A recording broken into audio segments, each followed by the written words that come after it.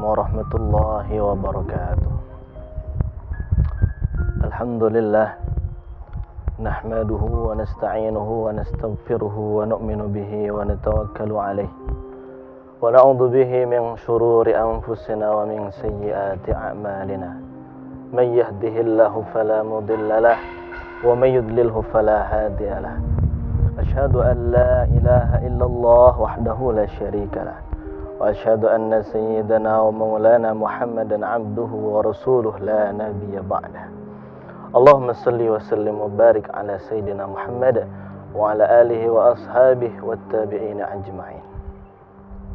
Alhamdulillah, hadirin yang dimuliakan oleh Allah Subhanahu wa taala.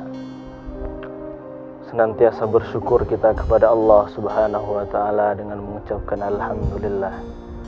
Bersolawat kepada baginda Nabi Muhammad sallallahu alaihi wasallam dengan mengucapkan Allahumma salli ala sayyidina Muhammad wa ala ali sayyidina Muhammad.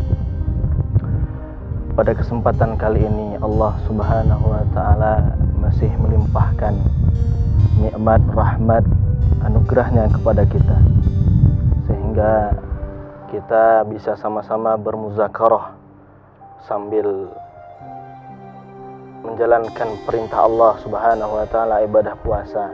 Semoga ibadah yang kita kerjakan diterima oleh Allah Subhanahu wa taala. Pada kesempatan ini judul kultum kita adalah Ramadan menjadikan kita hamba Allah yang benar-benar bertakwa kepadanya. Hadirin yang dimuliakan oleh Allah Subhanahu wa taala. Sebagaimana firman-Nya di dalam Al-Qur'an, Ya ayyuhalladzina amanu kutiba alaikumus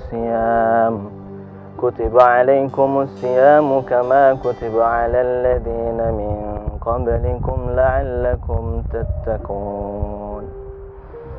Di antara target hamba-hamba Allah yang menjalankan perintahnya yang berupa puasa adalah agar menjadi hambanya yang bertakwa.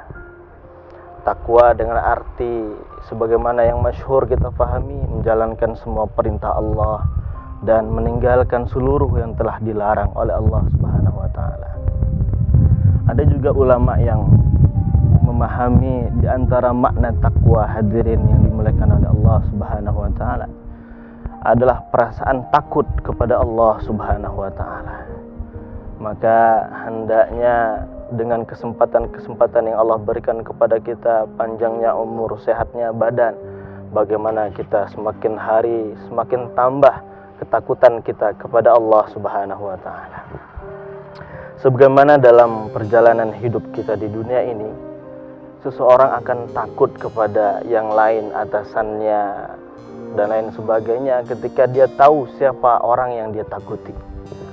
Maka begitu juga kita sebagai hamba Allah Subhanahu wa taala, perasaan takut kita kepada Allah akan betul-betul benar, akan bertambah besar ketakutan kita kepada Allah ketika kita betul-betul kenal kepada Allah Subhanahu wa taala.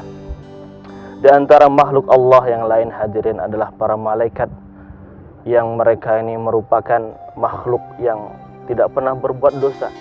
Hadirin yang dimuliakan oleh Allah Subhanahu wa taala, dikatakan malaikat saja yang begitu suci, begitu takut kepada Allah Subhanahu wa taala. Dikatakan ada malaikat yang besarnya, posturnya begitu besar. Bahkan ma baina safra'ainaihi masiratu mi'atu amin. Ada malaikat yang jarak antara kedua matanya saja, hadirin, ma baina safra'ainaihi masiratu mi'atu amin, yakni jarak perjalanan antara 100 tahun. Hadirin yang dimuliakan oleh Allah Subhanahu wa taala, akan tetapi malaikat yang begitu besar, bahkan malaikat Israfil juga begitu besar, bahkan malaikat Israel begitu besar dan begitu mengerikan. Begitu takut kepada Allah Subhanahu wa taala, bahkan dikatakan nanti di akhirat malaikat yang begitu besar saja, hadirin, akan seperti kal usfus shagir, seperti burung pipit yang kedinginan. Mereka takut kepada Allah karena mereka betul-betul kenal kepada Allah Subhanahu wa taala. Hadirin yang dimuliakan oleh Allah Subhanahu wa taala, maka Ramadan ini menjadikan momen agar kita menjadi hambanya yang betul-betul takut kepada Allah, yang betul-betul taat, takwa kepada Allah Subhanahu wa taala. Bagaimana tidak? Kalau kita lihat secara zahir, badan ini adalah milik kita, mulut ini adalah milik kita, yang ada di kanan dan kiri kita seakan-akan kita yang punya makanan, minuman.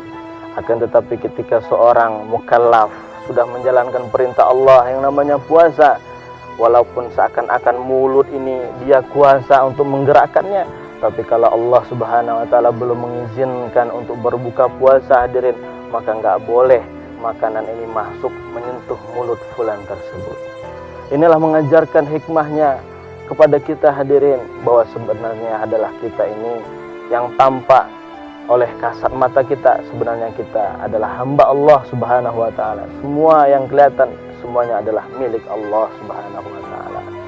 Hadirin yang dimuliakan oleh Allah Subhanahu wa taala, maka ketika kita menjalankan ibadah puasa dengan betul-betul beriman dan berharap hanya ridho Allah Subhanahu wa taala, mengharapkan hanya pahalanya Allah Subhanahu wa taala, maka kita juga berharap agar kita nanti berpisah dengan Ramadan, kita menjadi orang-orang yang takwa kepada Allah Subhanahu wa taala.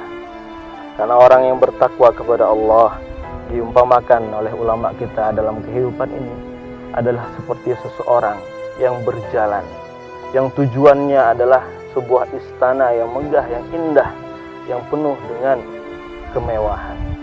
Meskipun dalam perjalanannya tersebut, hadirin, penuh dengan halangan dan rintangan, penuh dengan cobaan, hujan panas terik, ini sama sekali tidak mengecewakan hatinya, hadirin. Kenapa?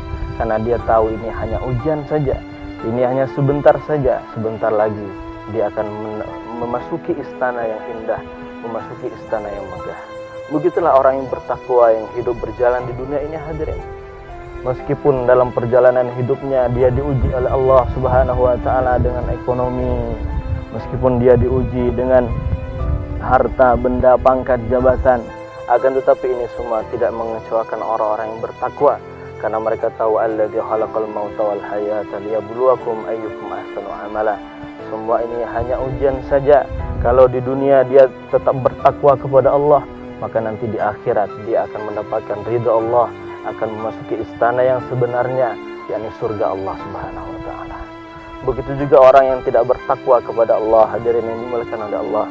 Dalam hidupnya dia diumpamakan seperti seseorang berjalan yang tujuannya adalah jurang yang sangat mengerikan, curam, sangat membahayakan.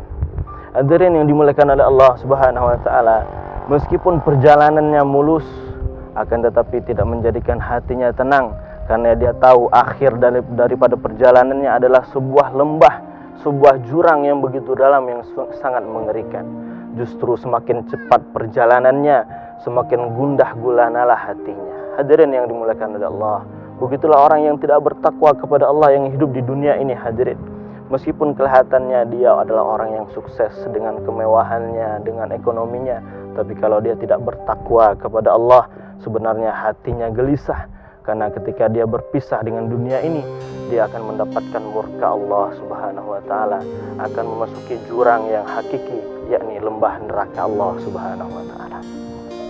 Hadirin yang dimuliakan oleh Allah Subhanahu wa taala, semoga dengan menjalankan perintah Allah yang berupa puasa ini, hadirin, menjadikan kita hambanya yang betul-betul bertakwa kepada Allah Subhanahu wa taala. Karena hakikat daripada perintah Allah adalah Allah memerintahkan kita untuk mendapatkan ridha Allah, untuk mendapatkan surga. Dan hakikat daripada larangan-larangan Allah adalah Allah melarang kita untuk mendapatkan murkanya, Allah melarang kita untuk memasuki nerakanya. Terakhir, hadirin yang dimuliakan oleh Allah Subhanahu wa taala, tidak ada ceritanya orang yang takwa kepada Allah di dunia ini celaka. Yang ada adalah orang yang takwa kepada Allah di dunia, dia akan sukses, apalagi nanti di akhirat. Orang kalau taat kepada Allah di dunia akan menguntungkan dia, begitu juga nanti bahkan di akhirat. Padahal ad-dunya darul amal wal akhirah darul jaza. Aslinya dunia adalah tempat beramal dan akhirat adalah tempat pembalasan. Tapi saking sayangnya Allah kepada hambanya yang takwa, di akhirat tetap dinilai ketakwaannya kepada Allah Subhanahu wa taala. Dikisahkan oleh Al-Imam Al-Ghazali, Ada seorang ketika hidup di dunia dia pernah durhaka kepada orang tuanya. Tapi karena dia tahu taat berbuat baik kepada orang tua adalah perintah Allah, meskipun sudah di akhirat, dia tetap ingin berbuat baik kepada orang tuanya. Ketika dia yaumul hisab, ketika amalnya ditimbang, hadirin yang dimuliakan oleh Allah Subhanahu wa taala, ternyata amal buruknya begitu berat karena dia pernah bermaksiat, pernah mendurhakai orang tuanya.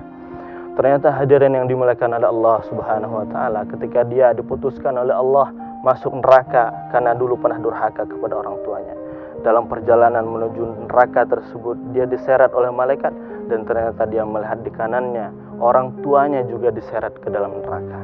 Maka dia ingin berbakti kepada orang tuanya meskipun sudah di akhirat. Dia ingin taat kepada Allah meskipun sudah di akhirat, dan itu dinilai oleh Allah Subhanahu wa taala.